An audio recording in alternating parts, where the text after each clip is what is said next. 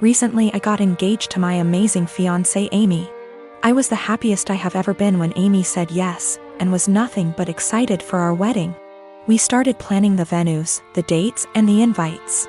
When talking about who to invite, we both agreed to invite out coworkers as we have worked in our respective jobs for years and like them all.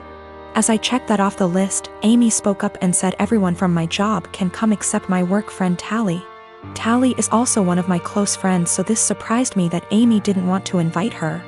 She has met Tally multiple times and there didn't seem to be any issues. When I asked why, she said she just doesn't like her and finds our friendship uncomfortable, saying she thinks that Tally is the type of person to try to sway taken men and be the center of attention. After talking some more to see where she got this idea, it turned out this was based on nothing but Tally's looks, as even Amy admitted that Tally is always very kind to her. But still, Amy is adamant about Tally not going and said that she makes her insecure. Amy is a beautiful woman, so I don't know why she feels this way. I told Amy that if it makes her feel comfortable not having Tally at the wedding, then that is fine. But before invitations go out, I wanted to speak to her privately to let her know to save embarrassment. Amy agreed, and that was really that. We didn't speak on the matter after. A week or so later I went into work and Tally started to ignore me, only really talking if it was work related. I was confused as it isn't just her, our coworkers have started to ignore her and acting strange to me. So I contacted her BF, only for him to be sarcastic on the phone. I asked what the problem was when he asked if I actually didn't know what happened. He then filled me in. Turned out a few days earlier Amy came to my work on my day off with invitations. I had no idea she even made them yet.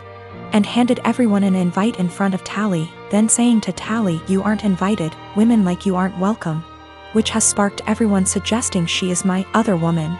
Since then she has been harassed by some guys at work and shunned by the women. She is now looking for another job. This pissed me off and I apologized profusely as I didn't know. When I got home that night, I confronted Amy about this. She denied it at first, but then told me she did it, but it is now not an issue because she's quitting her job. I flipped on her, saying how she clearly didn't trust me to say and that she crossed a line doing all this behind my back. She didn't see the problem and got upset, asking me why I'm so mad, me responding, "If we are really going to get married, get your insecurities in check and grow up." I stayed at a friend's since but have had texts from Amy, her friends, and her mother saying for this and that Amy doesn't deserve this treatment. I have made many attempts to speak to Tally privately to find out what was happening prior to contacting her BF. She brushed me off by saying she either had work to do or that there was nothing to talk about. No one would really speak to me, so I contacted her BF as a last resort. Her BF says he is going to pass on to Tally what I said to him on the phone. The wedding is currently on hold, that is also why I'm staying at my friend's. Need some distance to figure stuff out. Nothing has or ever will happen with Tally, no feelings, nothing adult, absolutely nothing. Tally is happy and in love, her boyfriend is someone I also consider a close friend. I was happy with Amy prior to this. And Tally is more like a sister to me. Unfortunately, due to what Amy has done, all I can really do is damage control. Of course I am planning to explain to everyone what has happened. I do not want Tally to be going through this. She is a genuinely kind person who does not deserve any of this. My husband and I, both in our early 30s, have been together for over a decade and made the decision to not have kids. I like kids, I have nieces and nephews, we just don't want them for our own reasons. He had a vasectomy, which only a few people know about. Our families are aware we don't want kids, as they've asked this before during different major life events, our wedding for instance. We recently bought a 3-bedroom home with a nice yard in a nice area. Excited to show our new home to family and friends, major upgrade to our previous home, we hosted a housewarming.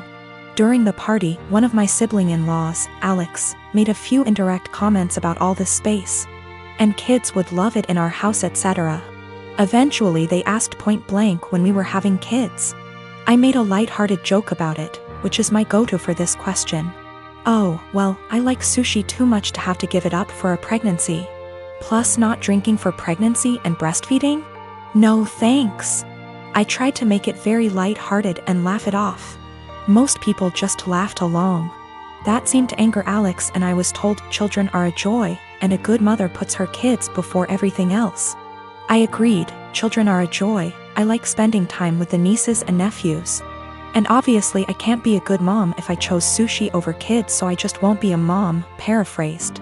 Still trying to brush it off in a gentle way because I'm not trying to start a fight by telling them to stop asking in front of everyone, because I know my tone will be seen as rude and abrasive. We move on. But Alex is still annoyed and making little comments in their group about how flippant I am about it and how when it finally happens, then I'll understand.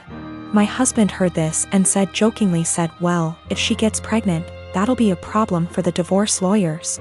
That seemed to piss them off more, but they stopped. With holidays coming up, we have not been invited to Alex's usual Halloween bonfire. When husband spoke to his parents, they told him Alex was annoyed we were so careless and callous about our child-free status and to say what we did, and they realized we had taken permanent steps to ensure we never had kids. That we know they had to do if to have kids, etc. And we are AHs to just not care.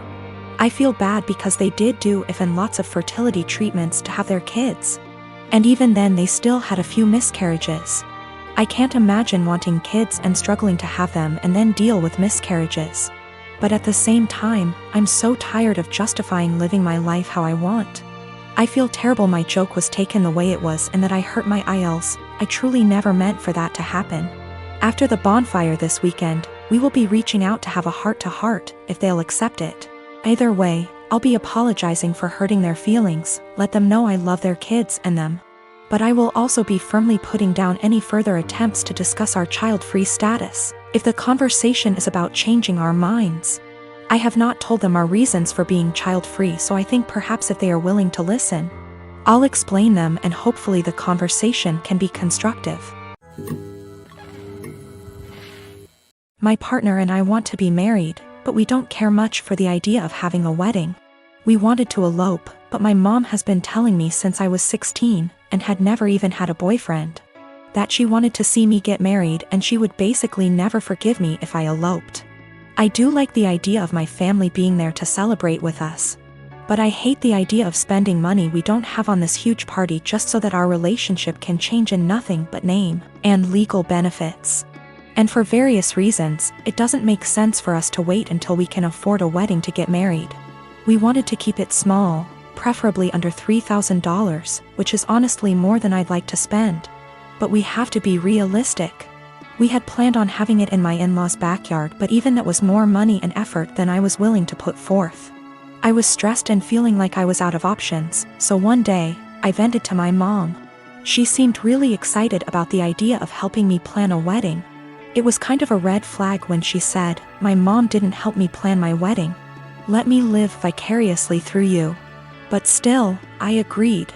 She seemed really excited to help me find a venue. I was not excited, because I have not been excited about one single step in the wedding process, and I just want it to be over. About a week later, I found out that this really great park in our city, that my partner loves, does weddings for an extremely small fee. I emailed the event coordinator and found out that the date we want is available. I told my mom, and her reaction was, "So I guess you don't need my help finding a place, then?" And every time I talk about it, she says the same thing. She has always talked about how shitty it is to guilt trip someone, but I feel like that's exactly what she's trying to do. I honestly can't tell whether or not I've done something wrong. Like, I'm not sure if I implied that I would only get married in a place she helped me find. I don't feel like trying to take action on my own wedding is that great of an offense, but I can tell she's upset. I want to make her feel better, but at the same time, I don't want to change our plans again just so that she can feel involved. My cousin Jake got outed about 4 or 5 days before his 18th birthday in the summer. His parents, my aunt and uncle, made arrangements for him to be sent to one of those awful camps that claim they could cure him. A kid in his community was forced to go and came back and was clearly not well, so Jake didn't want to go. Jake ran away from home and jumped from one family house to another. His folks didn't file a missing person report because they didn't want to look bad to their neighbors. They just told them that he went to that camp willingly. He disappeared in the middle of October and turned up in my city a week later. After making sure he was safe to bring home, my wife and I allowed him to stay. He didn't want me to tell the rest of the family for a while, because those people at the camp keep showing up to take him. I made sure to talk to a lawyer, who assured Jake that they cannot take him. 3 days ago, he told his parents he was here. A few hours later, those damn camp people showed up, but they were unable to take him.